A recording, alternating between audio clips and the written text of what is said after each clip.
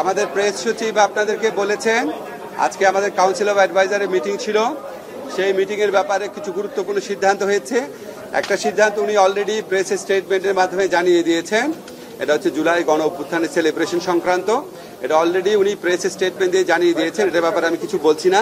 আজকে আমাদের একটা খুব গুরুত্বপূর্ণ ফৌজদারি কার্যবিধির একটা সংশোধন হয়েছে।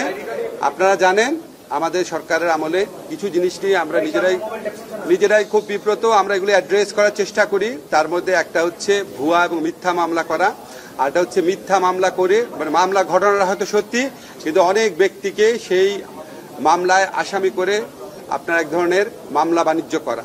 তো সেটার থেকে পরিত্রাণ পাওয়ার জন্য আমরা বহুবার চিন্তা করেছি, বহু কিছু চিন্তা করেছি। আমরা বড় তাতে সবার সাথে কথা বলেছি, অনেক কনসালটেশন মিটিং করে, স্বরাষ্ট্র মন্ত্রণালয়ের সাথে কনসালটেশন মিটিং করে আমরা একটা চেঞ্জ এনেছি। সিআরপিসির খুবই গুরুত্বপূর্ণ চেঞ্জ। আমি সোজা করে বুঝায় বলি, এই চেঞ্জে বলা হয়েছে, আপনারা জানেন একটা মামলা যখন হয়, হত্যা মামলা, এটা ইনভেস্টিগেশনে 2 বছর 3 বছর 4 বছর লাগে এবং এটার মধ্যে শত শত লোককে আসামি করা হয় এবং এখানে কিছু কিছু ক্ষেত্রে আপনার এক ধরনের মামলা বাণিজ্য থাকে। তো এই লোকগুলা যারা এখানে আসামি হন, ওনারা 2-3 বছর যাবৎ একটা আশঙ্কার মধ্যে থাকেন যে কখন ওনাদেরকে গ্রেফতার করা হবে বা ওনাদের ক্ষেত্রে মানে গ্রেফতার বাণিজ্য টাণিজ্য হয় কিনা। সেটা থেকে পরিত্রাণ পাওয়ার জন্য আমরা একটা নতুন বিধান করেছি। সিআরপিসিতে 173A নতুন বিধান যুক্ত করা হয়েছে। এই নতুন বিধানে বলা হয়েছে পুলিশ কমিশনার, এসপি বা এসপি পদমর্যাদার, কোন জেলার এসপি পদমর্যাদার কোন পুলিশ কর্মকর্তা উনার নিয়ন্ত্রণাধীন বা এখতিয়ারাধীন কোনো বিষয়ে বা কোনো মামলার বিষয়ে উনার যদি মনে হয় যে এটা করা যৌক্তিক, তাহলে উনি ইনভেস্টিগেশন যে অফিসার আছে সেই ইনভেস্টিগেশন অফিসারকে বলতে পারে যে তোমার মামলার তদন্তের ব্যাপারে একটা প্রিলিমিনারি প্রাথমিক রিপোর্ট দাও, তদন্ত করে এখন পর্যন্ত কি তথ্য পেয়েছো একটা প্রাথমিক রিপোর্ট দাও। সেই প্রাথমিক রিপোর্টটা যখন ইনভেস্টিগেশন অফিসার প্রিপেয়ার করবে, করার পর আমাদের যে এসপি সাহেব আছেন বা পুলিশ কমিশনার আছেন, তারা ইনভেস্টিগেশন অফিসারকে বলবে এই প্রাথমিক রিপোর্ট বা প্রিলিমিনারি রিপোর্টটা, ইনভেস্টিগেশন রিপোর্ট, এটা ম্যাজিস্ট্রেটের কাছে জমা দাও। ম্যাজিস্ট্রেটের কাছে জমা দেওয়ার পর ম্যাজিস্ট্রেটের কাছে যদি মনে হয় যে এই মামলার মধ্যে 100 জন লোককে আসামি করা হয়েছে, তার মধ্যে 90 জনের ব্যাপারে কোনো অভিযোগই আসলে নাই, কোনো 90 জনের বিষয়ে কোনো সাক্ষী নাই, কোনো এভিডেন্স নাই, কোনো ইনসাফিসিয়েন্ট এভিডেন্স, যা এভিডেন্স আছে সেটা ধর্তব্যের মধ্যে না, তাহলে উনি সাথে সাথে প্রি ট্রায়াল স্টেজেই ওই মামলা থেকে ওই আসামিদেরকে, যাদের বিষয় বা যাদের বিরুদ্ধে কোনো সাবস্ট্যান্টিভ বা সাফিসিয়েন্ট এভিডেন্স নাই, তাদেরকে ওই মামলা থেকে মুক্ত করে দিতে পারবেন।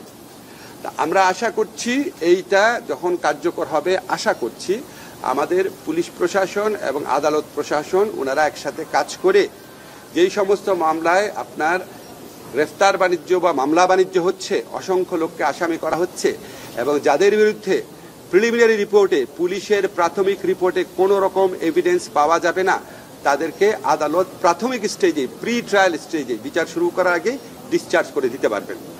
ডিসচার্জ করে দিলে ভুয়া মামলা বা মামলা বাণিজ্য থেকে অনেক লোক আশা করি রেহাই পাবেন এবং এইটা মানে থাকবে তদন্ত থেকে যাদের বিরুদ্ধে কোনো রকম সাবস্ট্যান্টিভ এভিডেন্স নাই তাদেরকে মুক্ত করে দিবেন, ডিসচার্জ করে দিবেন, বাকিদের বিষয়ে তদন্ত চলতে থাকবে।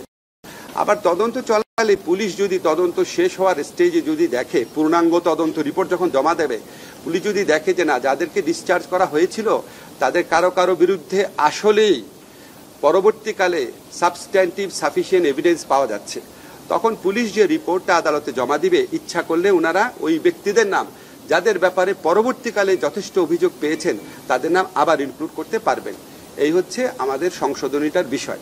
এটার মূল লক্ষ্য হচ্ছে ভুয়া মামলা এবং হয়রানিমূলক মামলা থেকে শিকার হচ্ছেন যারা, তাদেরকে একটা প্রি ট্রায়াল স্টেজে, বিচারপূর্ব স্টেজেই একটা রেহাই দেওয়ার বা অব্যাহতি দেওয়ার চেষ্টা করা। এটা হচ্ছে একটা। আর সেকেন্ড, আজকে আরেকটা গুরুত্বপূর্ণ আইনগত অগ্রগতি হয়েছে, সেটা হচ্ছে আপনারা জানেন যে ইউএন OHCHR যে অফিসটা, UNOHCHR এর যে অফিসের প্রধান ওয়ালকার টুর্ক, উনি আমাদের দেশে সফর করেছিলেন। OHCHR আমাদের এখানে একটা জুলাই গণ অভ্যুত্থানকালে সংগঠিত গণহত্যা এবং মানবতা বিরোধী অপরাধের উপর একটা অত্যন্ত ইম্পর্টেন্ট ফ্যাক্ট ফাইন্ডিং রিপোর্টও জমা দিয়েছেন। তো আমাদের সরকারের অনেক দিন যাবত আলোচনা চলছিল যে OHCHR যেটা আছে, জাতিসংঘের মানবাধিকার বিষয়ক যে অফিস OHCHR, সেই অফিসের একটা মিশন শাখা বাংলাদেশে ওনারা খুলতে চাচ্ছিলেন। মানে ওই OHCHR মিশনের একটা অফিস বাংলাদেশে হবে, এই লক্ষ্যে ওনারা আলোচনা করছিলেন। তো এই আলোচনা একটা উল্লেখযোগ্য অগ্রগতি হয়েছে। আমরা যে ড্রাফট MOU বা সমঝোতা স্মারক, সেটা আজকে মন্ত্রী পরিষদের সভায় নীতিগতভাবে অনুমোদিত হয়েছে। সেটা আমরা কয়েকজন উপদেষ্টারা মিলে আরেকটু পরীক্ষা করব, করার পর ফাইনাল যে টেক্সটটা সেটা আমরা OHCHR ভলকার টুর্কের কাছে সরাসরি পাঠাবো। ওনারা এগ্রি করার পর আশা করি আমরা দ্রুততম সময়ের মধ্যে MOUটা সাইন করতে পারবো, এবং এটার ভিত্তিতে বাংলাদেশে জাতিসংঘের মানবাধিকার বিষয়ক একটা অফিস হবে। অফিসটা হবে প্রাথমিকভাবে 3 বছরের জন্য। এই 3 বছরের মধ্যে দ্বিতীয় বছরে যদি দুই পক্ষ মনে দরকার তাহলে সেটা বিবেচনা করতে পারবে। আমরা আশা করি আগামীতে এবং আমাদের সরকার আমলেও যদি কোনো গুরুতর মানবাধিকার লঙ্ঘনের ঘটনা ঘটে, যে কোনো ক্ষেত্রেই ঘটে, তাহলে আমাদের যে মানবাধিকার বিষয়ক যে রাষ্ট্রীয় এজেন্সি অফিসগুলো আছে, এটার পাশাপাশি OHCHR এর যে লোকাল অফিসটা হবে সেটা একটা গুরুত্বপূর্ণ ভূমিকা পালন করতে পারবে। এটাই হচ্ছে আমাদের আজকে আলোচনা বিষয় ছিল। আরেকটা লিগাল ডেভেলপমেন্ট আপনাদের জানিয়ে রাখি, আমাদের যে মুরাদনগরে যে জঘন্য আপনার ধর্ষণের ঘটনা ঘটেছে, সেটা আমরা বাংলাদেশের যে কোনো সাধারণ নাগরিকের মতো আমরা সবাই মর্মাহত, ক্ষুব্ধ, এবং আমরা আমাদের স্বরাষ্ট্র মন্ত্রণালয়ের সাথে সাথে ব্যবস্থা নিয়েছে। প্রধান আসামি সহ যারা এই ছবিগুলা ছড়িয়ে দেওয়ার কাজটা করেছে, অত্যন্ত দায়িত্বহীন অপরাধমূলক কাজটা করেছে, সবাইকে গ্রেফতার করা হয়েছে। আপনারা জানেন আমরা ধর্ষণ সংক্রান্ত যে আইন আছে সেটার অ্যামেন্ডমেন্ট করেছি। দ্রুততম সময় আপনারা মাগুরার ক্ষেত্রে আপনার বিচারও দেখেছেন।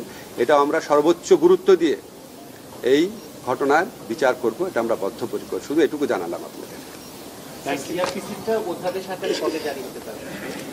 CRPCটা তো আপনার অধ্যাদেশ আকারে নীতিগতভাবে চূড়ান্ত অনুমোদনই হয়ে গেছে। এখন আপনার চূড়ান্ত অনুমোদন হয়ে যাওয়ার পর আইন মন্ত্রণালয় যে লেজিসলেটিভ ড্রাফটিং যে উইং আছে সেখানে ভেটিং এর জন্য যায়। ভেটিং এর জন্য আপনার একদিন লাগবে। আমরা খুব দ্রুত কাজ করে দিই, আশা করি আগামীকাল গেজেট নোটিফিকেশন হয়ে যাবে। তার মানে আগামীকাল থেকে কার্যকর হয়ে যাবে।